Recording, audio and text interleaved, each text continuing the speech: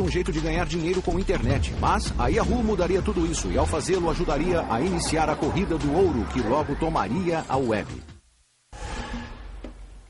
Em 2007, empresas de busca como a Yahoo e a Google geraram bilhões de dólares em receita e lucros, tornando-os a inveja de empreendedores em todo lugar. Mas em seu alvorecer, ninguém usava a web para negócios ou comércio. A ideia em si era considerada uma heresia e até mesmo malévola. Eu me lembro claramente das discussões enquanto a web tentava definir a sua cultura. Em meados da década de 90, o centro da cultura da web não era o Vale do Silício, mas aqui neste pequeno parque, no extremo sul de São Francisco. A revista Wired e a sua irmã online, a Hot Wired, foram lançadas. Eu trabalhava aqui na época e os argumentos a respeito da iminente comercialização da web eram ferozes e se resumiam a apenas uma palavra: publicidade. A publicidade dividiu a comunidade na web. De um lado estavam os investidores de risco e outros tipos financeiros que acreditavam que a internet era um novo meio e a mídia sempre fora sustentada pela publicidade. Sabe, havia uns 100 anos de história de mídia por trás dela que diziam: se você consegue reunir uma plateia grande em um lugar só, poderá vender publicidade a ela. Não era preciso muito mais inteligência do que aquela entre as orelhas de uma salamandra para sacar isso. Do outro lado estavam os utopistas da internet, pessoas que viam a web como um lugar que prometia liberdade. Não era um ambiente comercial. As pessoas não eram empresas. Era apenas um monte, em geral, de estudantes universitários, pesquisadores que faziam experimentos com essa coisa nova. Mas Yang e Philo haviam aceitado o capital de risco. Entraram no jogo para construir um negócio. Eles tinham de achar um jeito da Yahoo ser rentável. Qualquer jeito. Jerry e David estavam muito preocupados com as ramificações e repercussões de se colocar publicidade no site deles, temendo que isso fosse ruim para os usuários deles e que os usuários se rebelariam. Para os fundadores da Yahoo, isso era um dilema grave. Ao aceitar publicidade, eles arriscavam alienar os seus usuários leais. Mas realmente não havia qualquer outra opção viável. O que mais eles podiam fazer? Então, para nós, naquele momento, a publicidade parecia a melhor escolha. Mas estávamos realmente preocupados com ela. Foi muito duro mesmo. Nós não tínhamos ideia de como isso seria recebido, se haveria retaliação, se geraria algum cinismo sobre que interesses comerciais farão a esse tipo de ambiente de informações utópico. No final de 1995, a Yahoo começou a aceitar publicidade em banners com a respiração presa e os dedos cruzados. Estávamos inseguros quando pusemos as primeiras propagandas lá, tipo, será que isso vai funcionar?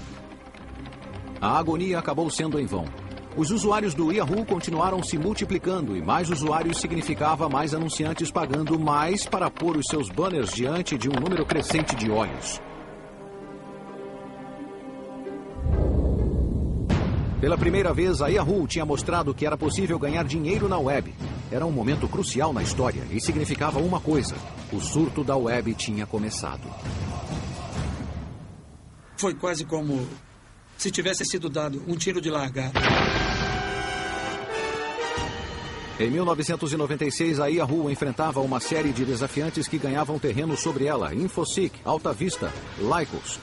Mas a rival mais formidável da Yahoo era uma empresa chamada Excite. Na superfície, a Excite era muito parecida com a Yahoo. Era outra empresa iniciante de busca fundada por outro grupo de garotos de Stanford, substituindo uma casa pulguenta nos subúrbios por um trailer pulguento no campus. Mas a tecnologia que o site desenvolveu era consideravelmente mais sofisticada do que aquela desenvolvida pela Yahoo. Em vez de uma lista de sites compilados e divididos em categorias por seres humanos, o Excite era puro software. Você digitava sua indagação e o serviço vasculhava a web, encontrando páginas que continham o termo que você havia digitado. Ou seja, era uma versão rudimentar da busca como a conhecemos hoje. Quando começamos, estávamos em 17º numa corrida de 17 cavalos. E sabíamos que, depois de um ano, seríamos o número 1 ou o número 2 ou estaríamos mortos.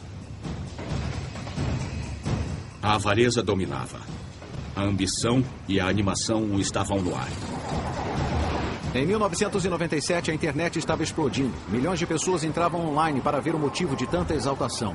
A Yahoo, Excite e outros mecanismos de busca estavam ocupadas, se transformando no que se conhecia como portais. Destinos emocionantes, repletos de distrações, de cotações da bolsa, e-mail e salas de bate-papo. Eram parques de diversão. Uma miríade de atrações bugigangas e quinquilharias reluzentes, projetadas para transformar usuários em uma plateia cativa em benefício dos anunciantes.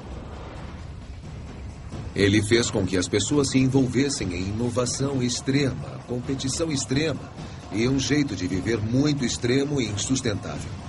Pagávamos na mesma moeda. Nós lançávamos personalização e a Yahoo lançava personalização. A Yahoo lançava e-mail, nós lançávamos e-mail. Estou usando a busca do Yahoo para escrever um livro sobre estalar os dedos. Então, nos primeiros anos era uma coisa meio indefinida. Ninguém sabia o tamanho que isso teria. Legal! Mas embora as empresas de buscas estivessem fazendo grande sucesso, também estavam se tornando algo muito diferente do que eram quando começaram. Ao se concentrar nos atrativos, eles esqueceram que tinha trazido os usuários a eles em primeiro lugar, a necessidade de encontrar coisas na web que não parava de crescer. Em outras palavras, as empresas de buscas pararam de se importar com a busca.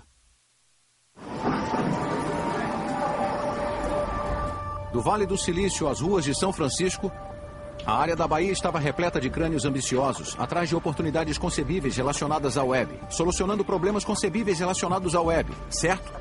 Não. De fato, a maior oportunidade ainda estava lá fora, encarando as empresas de busca bem nos olhos, mas seu sucesso as deixou tão cegas que não podiam ver. O problema era, falando claramente, que quando o assunto era localizar informações relevantes na web, a Yahoo, a Excite e o resto das chamadas empresas de busca eram uma droga.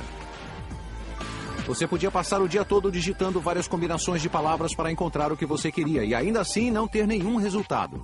A maioria dos resultados eram links de sites tentando vender alguma coisa que você não queria e frequentemente obscenas. Em suma, o mundo tinha fome de um jeito radicalmente melhor para fazer buscas na web. E com certeza isso veio da mesmíssima instituição que já havia produzido a Yahoo e a Excite, Stanford. Mais uma vez, o nome da empresa era descaradamente pateta.